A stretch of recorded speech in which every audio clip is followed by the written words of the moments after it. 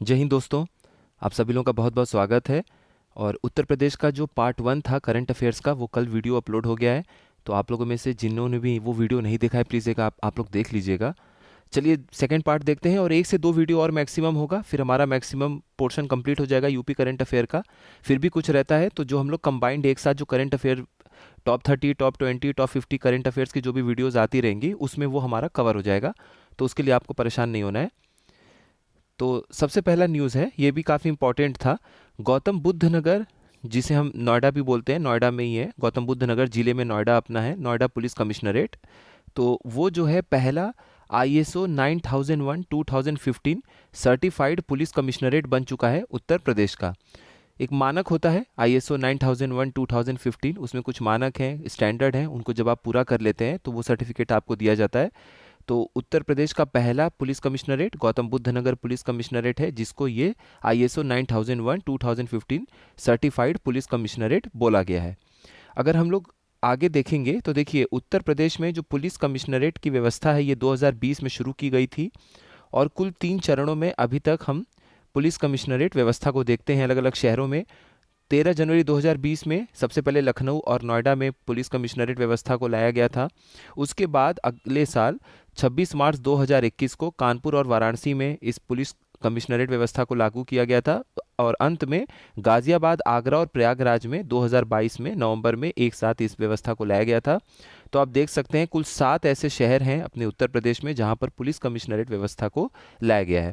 कौन कौन से शहर हैं? लखनऊ, नोएडा, कानपुर, वाराणसी, गाजियाबाद, आगरा और प्रयागराज। तो इनको ध्यान रखिएगा। कभी अचानक से ऐसा क्वेश्चन भी आ जाए यूपी स्पेसिफिक भी, कि कौन सा ऐसा शहर है जहाँ पे पुलिस कमिश्नरेट नहीं है, तो ये 7 शहर आप याद रखिएगा। उसके अलावा जो भी होगा वो आंसर हो जाएगा अपना।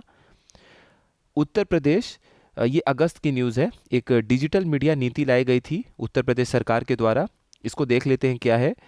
तो 28 अगस्त 2024 को उत्तर प्रदेश राज्य मंत्रिमंडल ने, जो स्टेट कैबिनेट है, उसने विभिन्न सोशल मीडिया प्लेटफॉर्म पर राज्य सरकार की जो भी नीतियां हैं, योजनाएं हैं, उनकी जो भी अचीवमेंट्स से उपलब्धियां हैं, उनका प्रचार प्रसार करने के लिए डिजिटल प्रभावशाली जो लोग हैं, जो डिजिटल इन्फ्लुएंसर्स जिनको हम कहते हैं, जिनके देखिए सोशल मीडिया पे ज़्यादा सब्सक्राइबर्स हैं, ज़्यादा लोग फॉलो करते हैं, उनकी बात सुनते हैं, समझते हैं, तो ऐसे लोगों को डिजिटल मीडिया इन्फ्लुएंसर्स कहा जाता है, क्योंकि वो प्रभाव डालते हैं लोगों पर। तो उनको लेकर एक नीति बनाई गई थी जिसका नाम था उत्तर प्रदेश डिजिटल मीडिया नीति 2024, जिसे हम बोलते हैं Uttar Pradesh digital media policy. इसके तहत क्या किया गया था, कुल 4 कैटेगरी में जितने भी अकाउंट होल्डर्स हैं और इन्फ्लुएंसर्स हैं उनको बांट दिया गया था। और उसके हिसाब से, बस आप ये याद रखिएगा कि 4 कैटेगरी में इनको बांटा गया था। और उसके हिसाब से जितने फॉलोअर्स हैं, जितने सब्सक्राइबर्स हैं, उसके हिसाब से 5 लाख, 4 लाख, 3 लाख, 2 लाख रुपया मंथली जो है, इस तरीके से कुछ पैसे देने की बात की गई थी। इसमें एक बात यह है कि 90 सेकंड का जो वीडियो है, अगर वहाँ पे अपलोड आप करते हैं गवर्नमेंट की स्कीम वगैरह को बताने के लिए, तो उसे शॉर्ट्स या रील्स की कैटेगरी में डाला जाता है। और 90 सेकंड से अधिक का वीडियो बनाने जो भी लोग बनाते हैं, उसको वीडियो की कैटेगरी में डाला जाता है। बाकी यूट्यूब की पॉलिसी के हिसाब से 60 सेकंड होता है, इन लोगों के हिसाब से 90 सेकंड था। बस एक छोटा सा ये चीज़ था। और 4 कैटेगरी में अलग अलग सबको वहीं बांटा गया था। एक यूट्यूब के कुछ लोग थे, और बाकी जो सोशल मीडिया प्लेटफॉर्म है, इंस्टाग्राम, फेसबुक, तो उनको अलग रखा गया था। तो बहुत डिटेल नहीं भी आप जानना चाहते हैं तो 4 कैटेगरी में बांटा गया था, इतना ध्यान रखिएगा। और वो 90 सेकंड वाला हिसाब किताब याद रखिएगा कि शॉर्ट्स किसको बोलते हैं और वीडियो किसको बोलते हैं। बाकी इसको एक बार पढ़ लीजिएगा आप लोग। देखिए, दिल्ली NCR की तरह अब लखनऊ SCR क्षेत्र भी बनाया जा रहा है, लखनऊ स्टेट कैपिटल रीजन जिसे हम लोग बोल रहे हैं।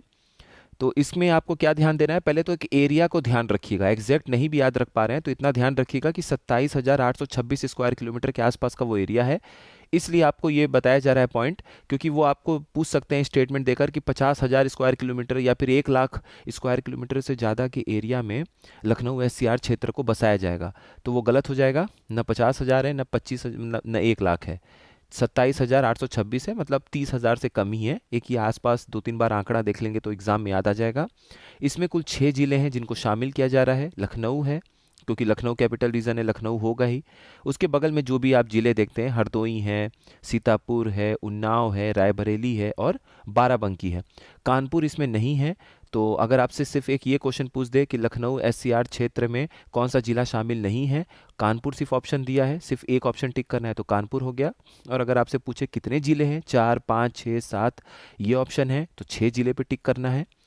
उसके बाद एरिया अगर आपसे पूछ सकता है, मान लीजिए ये 2 क्वेश्चन ना दे के तीसरा क्वेश्चन बना दिया कि 1 लाख स्क्वायर मतलब कितने एरिया में ये बनेगा, या फिर मल्टीपल स्टेटमेंट में क्वेश्चन पूछ दे और लिख दे कि 50,000 स्क्वायर किलोमीटर एरिया से ज़्यादा में बन रहा है या 1 लाख स्क्वायर किलोमीटर एरिया में बन रहा है, तो गलत हो जाएगा। 27,826 स्क्वायर किलोमीटर एरिया में बनेगा। दूसरी चीज़ ये है, एक अलग से डेवलपमेंट अथॉरिटी जो है इस Uttar Pradesh state capital region की, वो बनाई जा रही है, जिसे हम लोग बोलेंगे उत्तर प्रदेश राज्य राजधानी क्षेत्र विकास प्राधिकरण। ये अलग विकास प्राधिकरण होगा। उत्तर प्रदेश राज्य राजधानी क्षेत्र यानी कि स्टेट कैपिटल रीजन को डेवलप करने के लिए, उसका विकास करने के लिए, इसमें जो अपने मुख्यमंत्री होंगे वो इसके एक्स ऑफिशियो चेयरमैन होंगे, मतलब वो पदेन अध्यक्ष होंगे। यानी उत्तर प्रदेश के जो भी मुख्यमंत्री होंगे वो अपने आप इस प्राधिकरण के अध्यक्ष बना दिए जाएंगे। और जो उपाध्यक्ष हैं वो मुख्य सचिव होंगे, ये बात याद रखिएगा। अगर आपसे ये दे देता है कि उपाध्यक्ष जो भी होंगे, वाइस चेयरमैन होंगे, उनकी नियुक्ति की जाएगी अलग से, तो ऐसा नहीं है। जो मुख्य सचिव होंगे वो अपने आप, जो भी मुख्य सचिव के पद पर बैठेंगे वो अपने आप इस राज्य राजधानी क्षेत्र विकास प्राधिकरण यानी state capital region development authority के पदेन अध्यक्ष हो जाएंगे। बस इतना पॉइंट है, इसको 1-2 बार पढ़ लेंगे तो आपको याद आ जाएगा। अब देखिए, दुनिया का पहला Asian king vulture conservation centre अपने यूपी में बन रहा है, महाराजगंज में। यानी हम बोल सकते हैं विश्व का पहला एशियाई किंग गिद्ध संरक्षण केंद्र कहाँ बन रहा है? ये कैंपियरगंज रेंज है, फॉरेस्ट रेंज जो होता है तो उसी का ये कैंपियरगंज रेंज है, और ये महाराजगंज जिले में स्थापित किया जा रहा है इसको। IUCN स्टेटस अगर आप देखेंगे तो क्रिटिकली इंडेंजर्ड होता है ये एशियन किंग वुलचर, यानी कि आप कम इसको बोल सकते हैं IUCN स्थिति के हिसाब से, स्टेटस के हिसाब से गंभीर रूप से लुप्तप्राय है ये। रेड हेडेड वुलचर भी बोलते हैं, क्यों? क्योंकि देखिए ये जो गिद्ध है, आप इस पे ध्यान दीजिए तो इसका सर जो होता है वो बिल्कुल लाल रंग का होता है, तो इसीलिए रेड हेडेड या लाल सिर वाला गिद्ध भी इसे कहा जाता है। और ये जो केंद्र है, जो सेंटर है, इसका नाम रखा गया है Jatayu conservation and breeding centre, यानी जटायु संरक्षण एवं प्रजनन केंद्र। यहीं पर इस गिद्ध को 24 घंटे 7 दिन इसकी निगरानी की जाएगी, इसकी देखभाल की जाएगी। एक ये छोटा सा न्यूज़ था। ये एक बार पहले ये याद रखिएगा कि म्यूजियम ऑफ टेम्पल्स, ये जो मंदिरों का संग्रहालय बन रहा है, ये उत्तर प्रदेश के किस राज्य मतलब उत्तर प्रदेश के किस जिले या किस शहर में बन रहा है? तो अयोध्या में बन रहा है म्यूजियम ऑफ टेम्पल्स, जिसे हम बोल सकते हैं मंदिरों का संग्रहालय। जितने भी अपने मंदिर हैं उनका संग्रहालय यहाँ बनाया जा रहा है। टाटा सन्स 650 करोड़ रुपए में इसको डेवलप कर रहा है। तो अगर कोई कंपनी भी एक स्टेटमेंट में दे दे कि कौन सी कंपनी इसको डेवलप कर रही है, तो टाटा सन्स 650 करोड़ में डेवलप कर रही है। और ये म्यूजियम ऑफ टेम्पल्स यानी मंदिरों का जो संग्रहालय है, ये कहाँ पर है? अयोध्या में। बस इतना बस ये एक लाइन इसमें न्यूज़ था। दूसरा देखिए, जो सारस क्रेन है, सारस क्रेन अपने उत्तर प्रदेश का राजकीय पक्षी भी है, स्टेट बर्ड भी है। तो इसका जनगणना कराया गया था अभी हाल फिलहाल में, इसकी जनसंख्या का जनगणना कराया गया था। इसमें 3 मोस्ट इंपॉर्टेंट पॉइंट है, उनको ध्यान रखिएगा। पहली बात ये कि 2024 में, ये जून जुलाई के आसपास में इनकी जनगणना कराई गई थी। तो 2024 में जो सारस क्रेन की जनसंख्या हमें मिली है वो है 19,918, यानी लगभग 20,000 के आसपास इनकी जनसंख्या देखी गई है यूपी में। पिछले साल जो भी इनकी जनसंख्या थी उससे 396 ज़्यादा है। तो अगर आपको 396 नहीं भी याद आ रहा है तो इतना ध्यान रखिएगा कि जो 2023 में इनकी जनसंख्या थी उससे ज़्यादा ही हमें 2024 में इनकी जनसंख्या देखने को मिली है। ट्रेंड के हिसाब से अगर आप देखेंगे तो 2021, 2022, 2023, 2024 इस पिछले 4 सालों में इनकी जनसंख्या में लगातार वृद्धि देखने को मिली है। तो अगर इस तरह का स्टेटमेंट आता है तो ये भी सही है। दूसरी चीज़, जो इटावा फॉरेस्ट डिवीज़न है यानी इटावा वन प्रभाग है, उसमें सारस क्रेन की सबसे अधिक जनसंख्या दर्ज की गई है। तो अगर आपसे ये भी लाइन कुछ पूछता है या यही पूछ देता है कि कौन सा फॉरेस्ट डिवीज़न है, कौन सा वन प्रभाग है जहाँ पर सबसे अधिक इनकी जनसंख्या देखी गई है, तो वो इटावा है।